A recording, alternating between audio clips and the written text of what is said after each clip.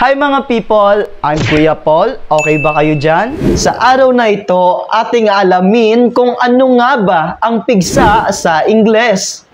At bago tayo magpatuloy, huwag kalimutang mag-subscribe sa ating channel. At kung gusto nyo pa ng maraming English to Tagalog and Tagalog to English translation, visit EnglishTutorHub.com and ProudPinoy.ph.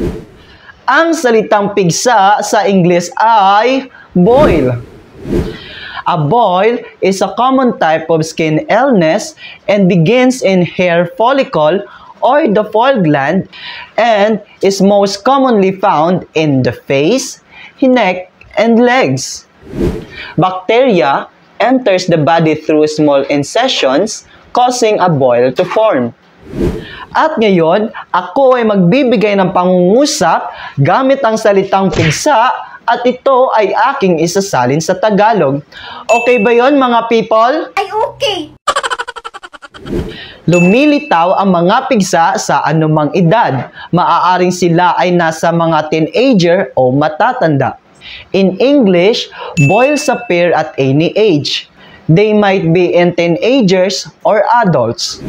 At ngayon, alam mo na ang salitang pigsa sa Ingles. At kung gusto mo pang araw-araw ay may matutunan kang English to Tagalog in Tagalog to English translation, mag-subscribe sa ating channel para lagi kang updated.